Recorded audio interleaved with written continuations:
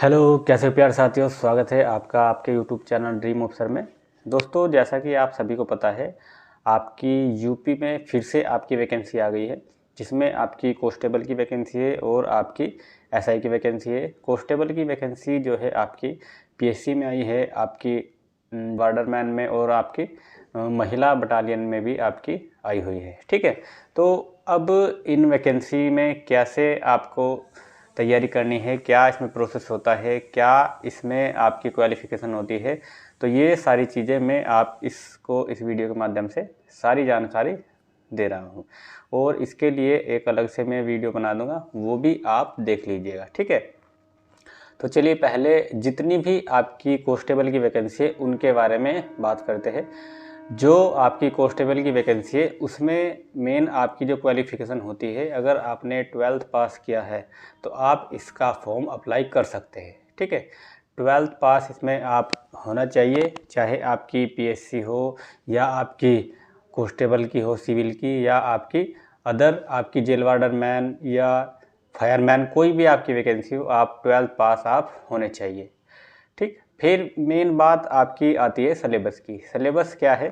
UP की जितनी भी फोर्स की भर्ती है, यूपी की जितनी फोर्स टाइप की भर्ती है, सभी का सिलेबस सेम होता है। सिलेबस में क्या आपका आता है? हिंदी आपकी मेन है। जो हिंदी जितने भी यूपी के एग्जाम हो गए उनमें सब में लगभग हिंदी आती ही आती है। ठीक, हिंदी आपकी हो गई। फिर आपका मैथ आता है, उसके बाद में आपका रीजनिंग आएगा, और उसके बाद में जो आपका एक सब्जेक्ट और रह गया है वो क्या है? जीके। जीके जिसमें आपका आता है, जीके होगा, उसमें साथ में यूपी जीके आएगी। तो ये इसमें आपका आता है जितने भी कांस्टेबल के आपके एग्ज़ाम होते हैं। ठीक है, क्योंकि अभी तक आपका पीएससी का सिलेबस नहीं आया है।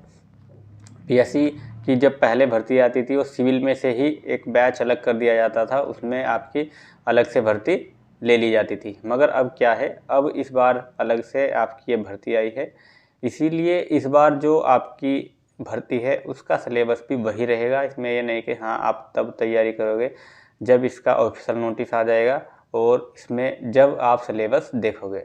तैयारी करते रहिए, वही सब चीज़ों का सिलेबस है। ठीक है, अब बात करते हैं आपकी एक और बड़ी भर्ती है। इसमें आपकी यूपी दरोगा एसआई की भर्ती है।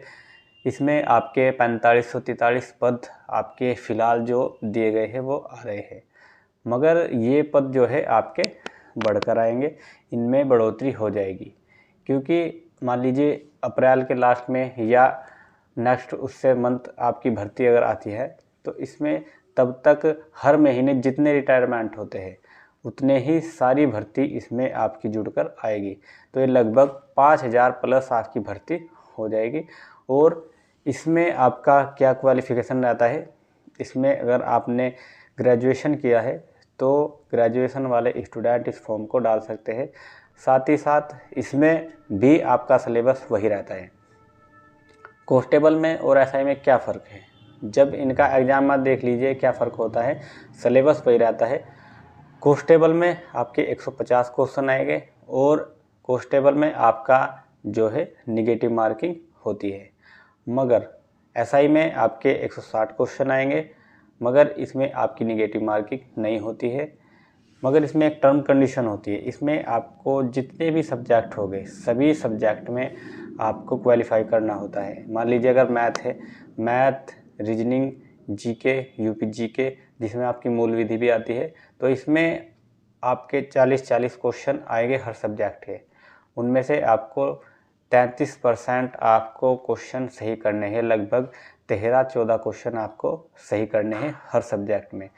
नहीं तो मान लीजिए भले ही आपके कितने भी क्वेश्चन सही हो, मान लीजिए आपके 400 नंबर का है, 2.5 नंबर का आपका एक क्वेश्चन है, 400 नंबर आपके बन रहे हैं, 400 में से आपके 350 बन रहे हैं, मगर आप एक सब्जेक्ट में अगर फेल हो तो आपको नहीं लिया जाएगा। ठीक है, और इस बार एक बात और सुन लीजिए, क्योंकि कांस्टेबल की 60,000 वाली भर्ती आपकी कंप्लीट होने वाली है। अब मेडिकल हो जाएगी, फिर आप ट्रेनिंग पर चले जाओगे। इससे क्या होगा? इससे वही होगा जो आपका 2020-21 में हुआ था। जो 49,000 वाली भर्ती के स्टूडेंट थे वो ट्रेनिंग पर चले गए थे, और जो अदर स्टूडेंट थे जो बच गए थे, जिनकी थोड़ी कम भी तैयारी मान लीजिए थी, तो उनका सिलेक्शन हो गया था। तो आप सभी के लिए भी इसी तरह मौका है, क्योंकि भर्ती आ रही है SI की और 60,000 स्टूडेंट ट्रेनिंग पर हो गए। उनका फ़ायदा वो तो उठाएंगे ही, मगर आप ज़्यादा उठा सकते हैं, क्योंकि ट्रेनिंग पर वहाँ पर होश आपको नहीं लेने देते हैं कि इतनी हार्ड ट्रेनिंग होती है कहीं कहीं तो, कि आप मान लीजिए पूरा दिन सुबह ट्रेनिंग करी, फिर पढ़ाई की, फिर शाम को ट्रेनिंग की, फिर शाम को पढ़ने का तो कोई ऑप्शन ही नहीं बचता, नींद आ जाती है। क्योंकि हमने किया है, क्योंकि तब हमारा भी एग्ज़ाम था मगर ट्रेनिंग हमारी भी चल रही थी। ठीक है, तो आप सभी के लिए भी तभी की तरह अब मौका है सभी स्टूडेंट के लिए। बाकी फ़िज़िकल की बात करूँ तो कांस्टेबल में जो है आपका फ़िज़िकल, इसमें आपकी रनिंग है, हाइट आपकी 168 सेंटीमीटर होनी चाहिए। ठीक है, और वहीं फीमेल के लिए 157 सेंटीमीटर। और इसमें रनिंग आपकी 25 मिनट में 4800 मीटर मेल कैंडिडेट के लिए है और फीमेल के लिए है 2400 मीटर 14 मिनट में। तो ये इसका फ़िज़िकल हो जाता है।